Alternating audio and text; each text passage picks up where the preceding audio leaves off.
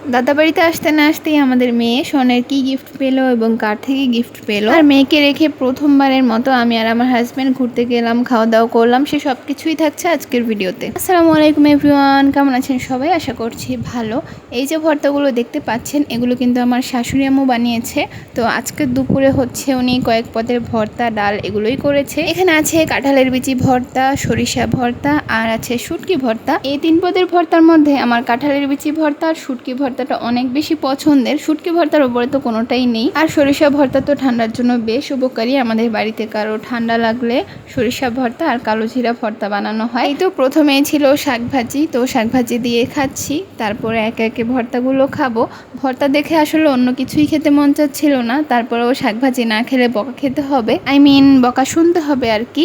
আর প্রত্যেকটা ভর্তাই কিন্তু অনেক মজা হয়েছে। আমি প্রথমেই নিয়েছি কাঁঠালের বিচি ভর্তা, তারপর নিলাম সরিষা ভর্তা। আমার বাবুর হচ্ছে একটু ঠান্ডা ঠান্ডা লেগেছে, এর জন্য সরিষা ভর্তাটা খেলে ভালোই হবে। আর এর মধ্যে আমি শুটকি ভর্তাও খেলাম, কিন্তু ভর্তা খাওয়ার কোনো ক্লিপই আমি নেইনি, এটা কোনো কথা। এরপর একবারে শেষে ডাল নিয়ে খাওয়া শেষ করলাম। আর এই তো এটা হচ্ছে আমাদের মেয়ের রাহার জন্য গিফট।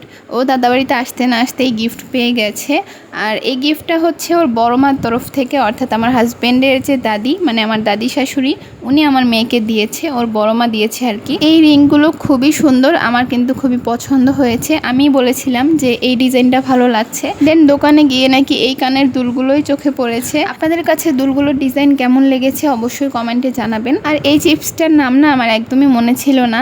আমি একদিন খেয়েছি, দেন হচ্ছে ছবি তুলে রেখেছিলাম। তো আমার হাজব্যান্ডকে বলছিলাম যে এই চিপসটা আমার অনেক ভালো লাগে। এই চিপসটা আমাকে সে একবার প্রেগনেন্সি টাইমে খাইয়েছিল, আমার একদমই ভালো লাগেনি। আজকে আবার এনে দিল, আজকেও তেমন একটা ভালো লাগলো না। মাঝখান দিয়ে একদিন কিভাবে ভালো লেগেছে আমি জানি না। যাই হোক, এরপর সন্ধ্যার দিকে আপনাদের ভাইয়া বলছিল যে চলো আজকে আমরা বাইরে থেকে একটু খেয়ে আসি আর ঘুরে আসি। তো তারপর হুটহাট করেই রেডি হয়ে গেলাম আর বাবুকে ঘুম পাড়িয়েই গিয়েছি। বাবু তখন ঘুমাচ্ছিল। আর প্রেগনেন্সিতে অনেক অনেক বাধা নিষেধ থাকে, তবে আলহামদুলিল্লাহ আমি কিন্তু আমার প্রেগনেন্সিতেও রাতের বেলাও ঘুরেছি। আল্লাহর রহমতে কিছুই হয়নি। আল্লাহর উপর ভরসা করে চললে সব বিপদ থেকে আল্লাহ নিজেই রক্ষা করে। আজকে প্রথমবার বাবু হওয়ার পর আমরা কোনো কাজ ছাড়া একসাথে একটু বের হলাম আর কি। আর এটা কোন জায়গা, কোন শপিং মল আপনারা যারা চিনেন তারা হচ্ছে কমেন্ট করে জানাবেন, আমি বলছি না। এই শপিং মলের একটা রেস্টুরেন্টেই মূলত বসবো। তারপরে এই তো চলে আসলাম। আর আপনাদের ভাইয়া সেট মেনু থেকে একটা অর্ডার করেছিল। আর আমি হচ্ছে হঠাৎই মন চাইলো কেন জানি না যে মোরগ পোলাও খাই, তার জন্য হচ্ছে মোরগ পোলাওই অর্ডার করলাম। এমন একটা আশা করিনি যে মোরগ পোলাওয়ের টেস্ট ভালো হবে, তবে আসলে মোরগ পোলাওয়ের টেস্টটাই ভালো ছিল। আর আপনাদের ভাইয়া সেট মেনুর টেস্টটা মোটামুটি ছিল। আর এখানে খাওয়া অর্ধেক হয়ে গিয়েছে, তারপর আমাদেরকে ড্রিঙ্কস দিল। এরপর আমার হাজব্যান্ড থাই স্যুপ অর্ডার দিল। আমার একদমই ইচ্ছা করছিল না আর কিছু খেতে, তারপর ওনার জোরাজোরিতে আমি একটুখানি টেস্ট করেছিলাম। আমার এমনিতে স্যুপ জিনিসটা ভালোই লাগে, তবে তখন কেন জানি খেতে ইচ্ছা করছিল না। আসলে মেয়েকে রেখে এসেছিলাম, এর জন্য একটু খারাপই লাগছিল। খুব বেশি সময়ের জন্য আসেনি, খুব বেশি সময় থাকিও নি। তো এর মধ্যেই কিন্তু কল দিয়ে জিজ্ঞেস করেছি যে মেয়ে কী করছে, তো ঘুমিয়েই ছিল। আমি শুধু অপেক্ষা করছি কবে আমাদের মেয়েটা বড় হবে, তারপর ওকে নিয়ে আমরা ঘুরতে বের হব।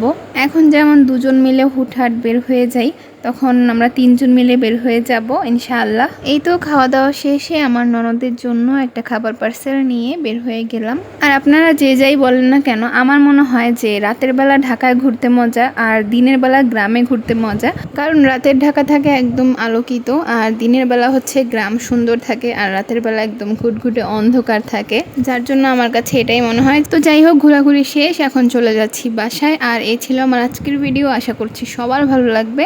ভিডিও ভালো লাগলে লাইক, কমেন্ট, শেয়ার, সাবস্ক্রাইব করতে ভুলবেন না। Thanks for watching. Allah Hafiz.